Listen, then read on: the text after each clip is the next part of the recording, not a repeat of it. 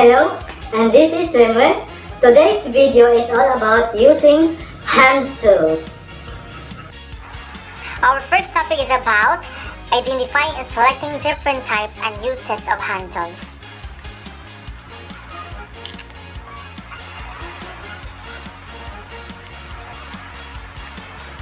There are times where you need to dismantle your computer desktop or laptop to fix a certain problem, and for these times, you need the right set of tools. You can build your own computer repair toolkit with these recommended tools to easily perform any hardware troubleshooting, upgrade, and maintenance to your computer.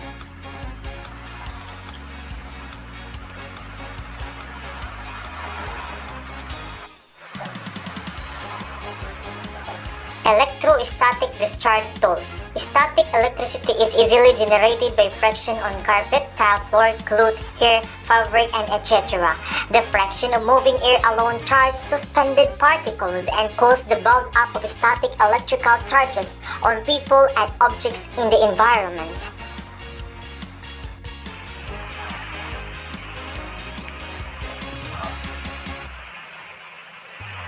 Anti-static wrist wrap used to prevent ESD damage to computer equipment. This picture is shown about that. Then, the anti-static mat used to stand on or place hardware on to prevent static electricity from building up.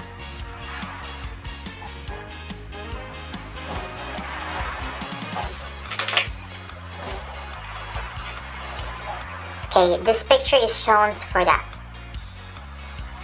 Do you have any knowledge about hand tools, or do you familiar, or do you have any hand tools in your house? Well, hand tools are devices in performing work on materials and physical systems with the use of hands. Hand tools can either be used manually with employing force or electrically with power current. Number 1. The flathead screwdriver, used to loosen or tighten the slotted screws. I will give you some pictures on how to use this flathead screwdriver.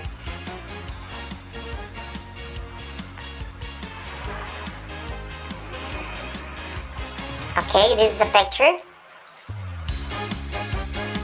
And number 2, Phillips head screwdriver, used to loosen or tighten crosshead screws. Do you familiar with it? I think you are. This shows like this in the original. Number 3. Torx screwdriver, used to loosen or tighten screws that have a star-like depression on the top, a feature that is mainly found on the laptop. I will give you the picture. It looks like this.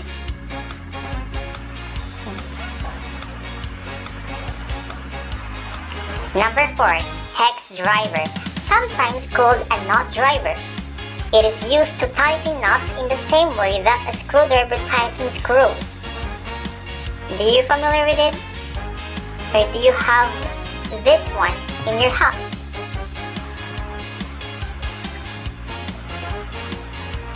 It looks like this.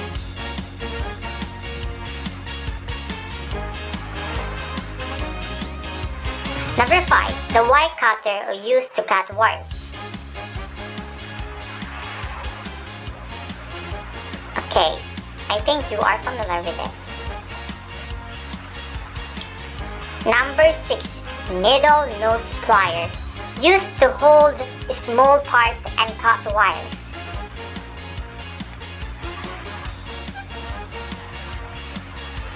This is how we use the long nose pliers.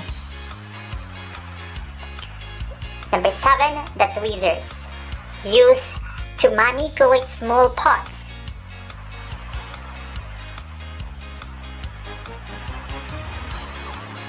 Okay, this is the one. Number 3.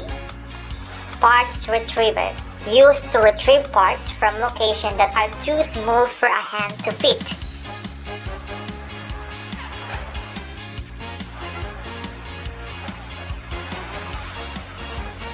Okay, this is like this one. That looks like a ball pen. And the next is the flashlight, used to light up dark areas. Well, actually, flashlight has a lot of uses, especially when you go like a dark place. When you go there, you can use your flashlight to have a light. Or cleaning tools.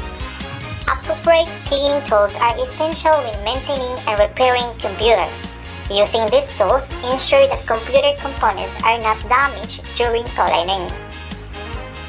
Not damaged during cleaning.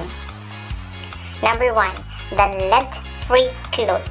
Used to clean different computer's components without scratching or leaving debris.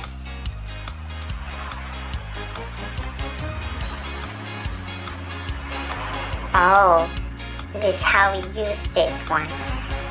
I think you have a computer laboratory.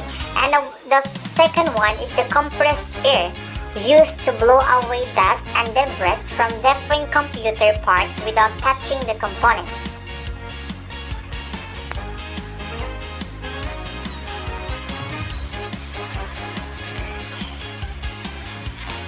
Number 3. Cable ties, used to bundle cables neatly inside and outside of a computer.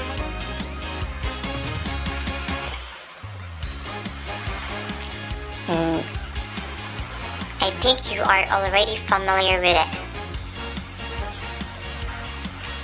And number 4, part organizer, used to hold screw jumpers, fasteners, and other small parts to prevent them from getting mixed together.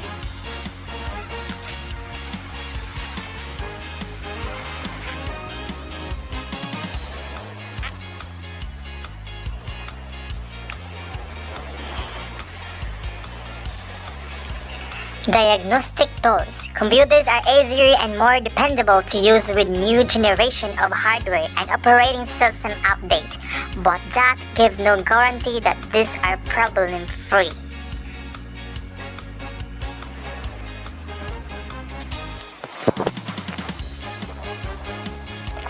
A multimeter or multimeter, used to test the integrity of circuits and the quality of electricity in computer components.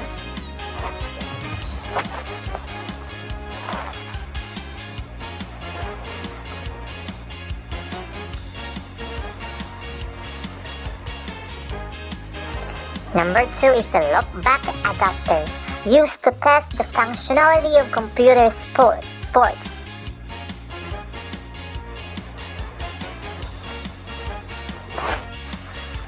When and how should you inspect powered hand tools?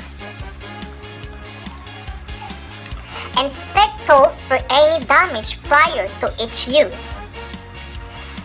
Then check the handle and body casing of the tool for cracks or other damage. If the tool has auxiliary or double handles, check to see that they installed securely. Inspect cords for defects. Check the power cord for cracking, frying, and other signs of wear or faults in the cord insulation. Check for damaged switches and wands with faulty trigger locks. Inspect the plug for cracks and for missing, loose, or faulty prongs. Another question. What should you do if you find a tool defective? Well, as simple as easy. If a tool is defective, remove it from service and tag it clearly out of service for repair. Replace damaged equipment immediately. Do not use defective tools temporarily.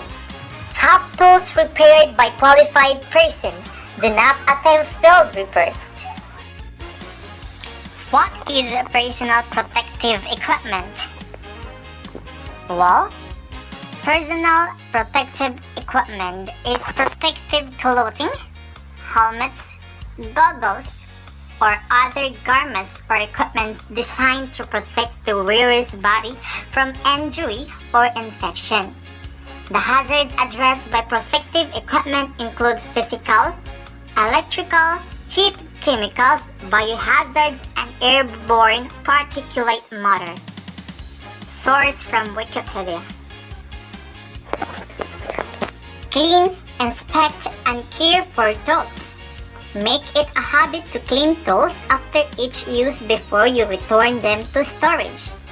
Wipe them down with a rag or old towel and be sure they are free of dust, grease, and debris before you put them into their proper places.